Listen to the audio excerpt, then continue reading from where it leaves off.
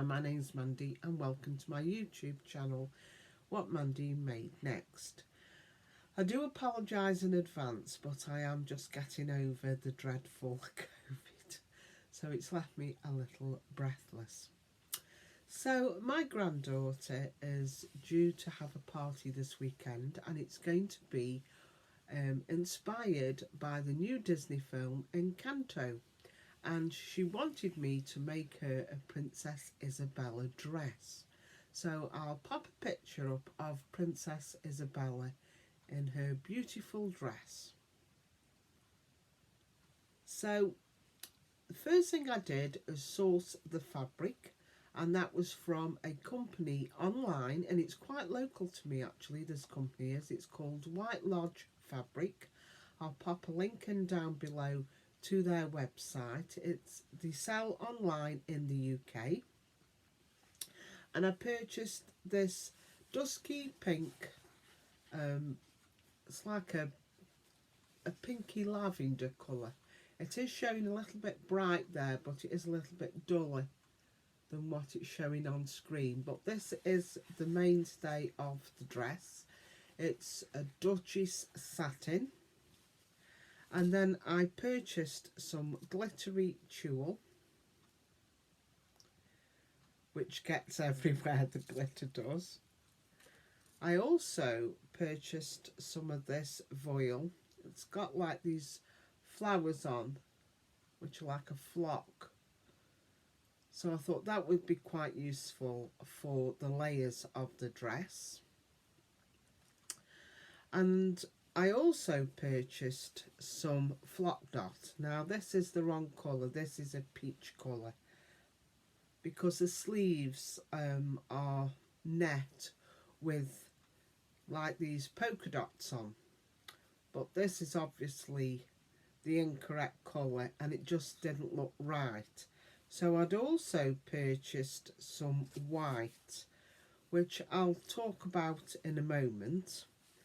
And I also purchased this net tulle with these, sorry that's the wrong way, these little silver diamantes on.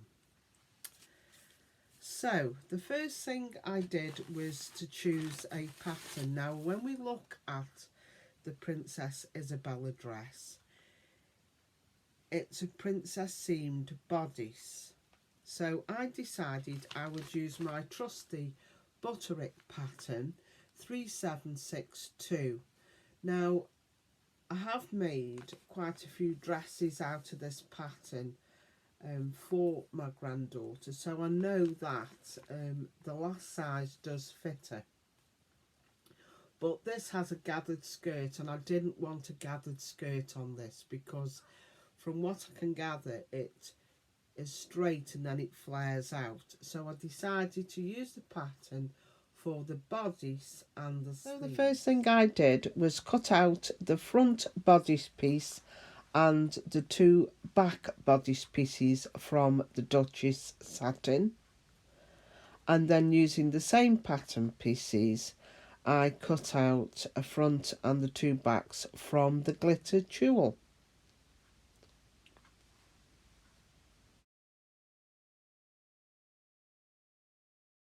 I did make a slight alteration to the front bodice. I cut the neckline a little deeper and then overlocked the glitter tulle to the satin. I used this flower flock voile for the collar, so I think I cut it the width of the fabric, a long strip, 4 inches deep, and I gathered it, and then I attached that to the top of the bodice and sewed round, and then finished off with some lilac coloured satin bias binding to neaten it off.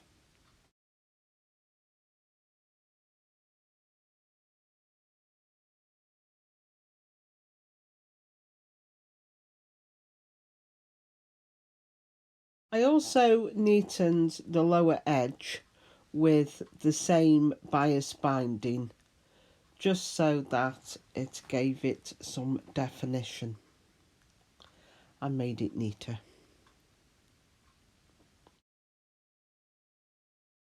The sleeves on the dress are flounced, as you can see, and they're made of net with a flock polka dot. Unfortunately, I could only get the white polka dot. So I purchased some violet hand dye, and the idea was I was going to dye this white polka dot net for the sleeves.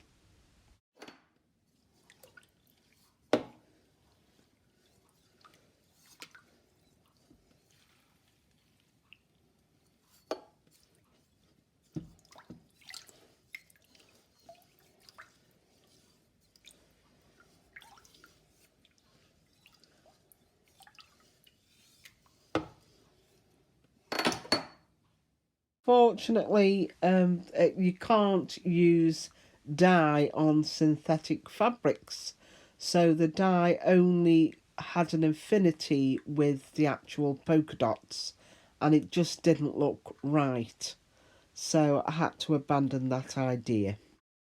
So I used the Diamante spot tulle for the sleeves, and cut 2 sleeves out.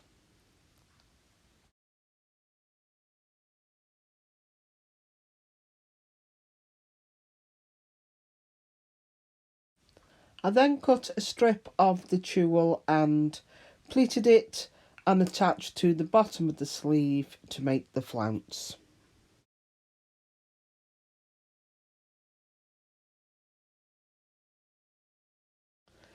I then made a circle skirt, and I measured the bottom of the bodice for the calculation of the circumference, and then calculated the fabric required for the circle skirt.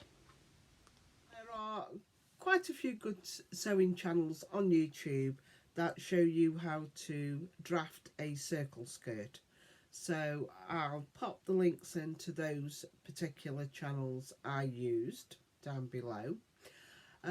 What I did is I measured the bottom of the completed bodice, so that was the circumference. Then what I did is I divided that by 2 pi. So pi is 3.14, twice is 6.28. So I divided the circumference of the bottom of the bodice by 6.28 to give me the top measurement for the circle skirt. Again, I used the Duchess satin and put the glitter tulle over the top. Once I'd attached that, I did let the dress hang for a couple of days because it is cut on the bias, the circle skirt, just to make sure that nothing was too long, you know, because it can drag down the bias sometimes. But that was okay. I then made the peplums. Now, I did struggle, I must admit, making the peplums because on the dress they are high-low peplums. One goes that way and the second peplum goes this way.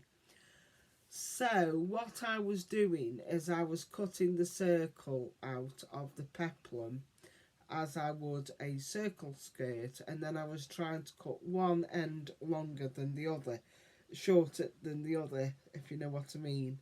But that was incorrect. So I used another channel, and she showed in great detail how to make the peplum. If I was making a circle skirt, as you know, with your pattern, you would normally, when you've done your calculation, you would cut out a circle, you know, cut around there, and that would give you a hole in the middle of your circle. But what you did this time is you would have your half circle there. Okay. And one edge of the peplum was 4 inches and the other, say, is 10 inches. So then what you do is you measure that bit to be 4 inches. You just higher it up.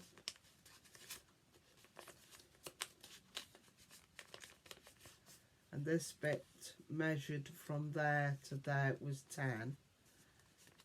Then you fold your pattern, then you do your quarter. So actually your pattern would look like that when you've cut that hole out. So that gives you the high-low peplum, if you know what I mean. So I'll pop a picture in of how the peplum looked before I cut it out.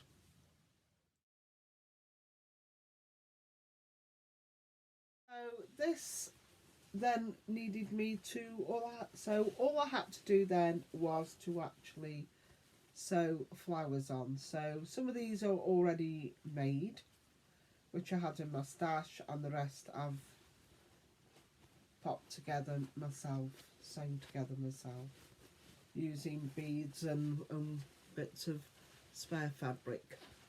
So yeah, I think that's it really. That's all I can tell you how I've made this dress. I was going to edge the bottom of the peplums with some more of the lilac satin. I don't know what to do yet. I don't think I will. And I did forget to mention that I'd popped the zip in. Now on the actual pattern,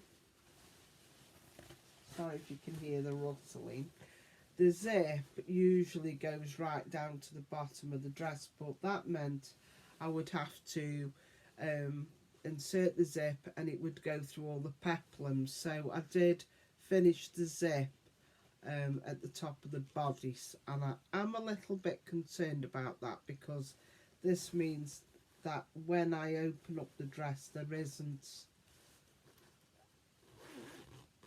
only that much for it to get into, if you know what I mean. But I'm hopeful that it'll be okay. But yeah, that's my Encanto dress.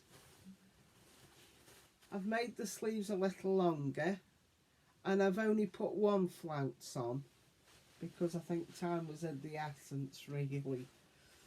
But yeah, I'm quite pleased with that. I was going to embroider some flowers on, but I think this foil suffices. And like I say, I got all this fabric from White Lodge, which is an online shop in the UK. And I know he's got quite a bit of this in. So if you fancy making one, that's how I've done it. So I hope you enjoyed this whistle-stop tour of my making of this Princess Isabella Encanto dress. And yeah, happy making. Bye.